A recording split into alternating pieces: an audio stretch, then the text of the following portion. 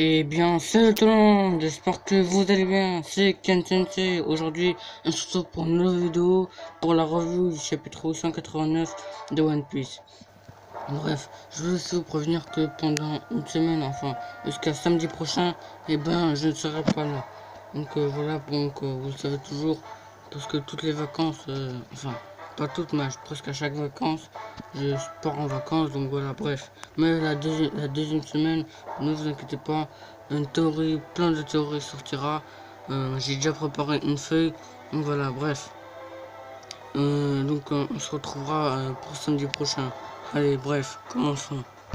Bref, j'avais raison, Dave Fuku, enfin, ça n'a pas duré longtemps, mais Dave Fuku, ben, il a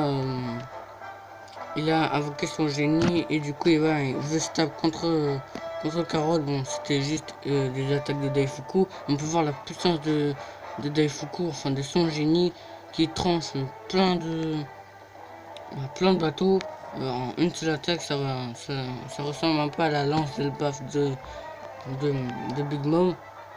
Mais voilà, ça prouve sa puissance. Bref, Carotte, eh ben, elle continue toujours à enlever des gouvernails pour que, comme ça, les bateaux, ils n'arrivent pas à se gouverner, ils n'arrivent pas à se situer, à se gouverner vers le Sony, et comme ça, le courant, il les emporte.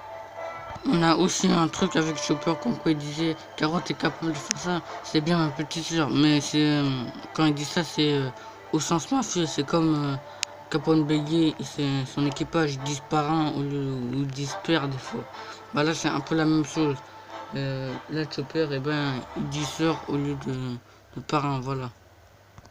Bon, on apprend aussi que, enfin, on n'apprend pas, mais bah, Perosporo, il apprend que le gâteau que devait préparer Pudding, et ben, est sur le bateau de Capone Gang Bégué, pardon, et c'est Bavarois qui l'en apprend. Donc je pensais que Bavarois il allait avoir, je sais pas si on va le revoir dans le prochain chapitre sûrement, mais j'ai envie qu'il se tape, parce que la dernière fois je pensais avoir un combat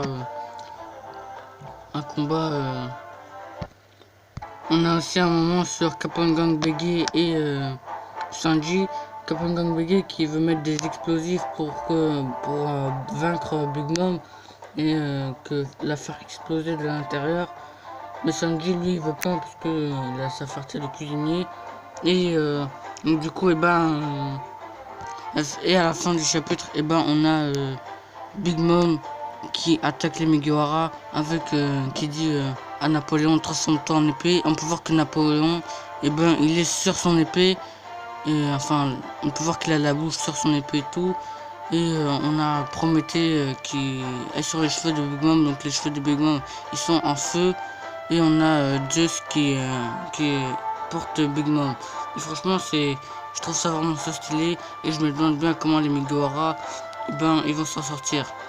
Bref, je sais que cette review là était vraiment super courte, mais j'ai vraiment pas du tout le temps. C'était pour faire une review et aussi pour vous prévenir et que je ne serai pas là pendant toute la semaine. Je reviendrai que samedi prochain. Bref, je vous dis tout simplement à samedi prochain. Allez, salut!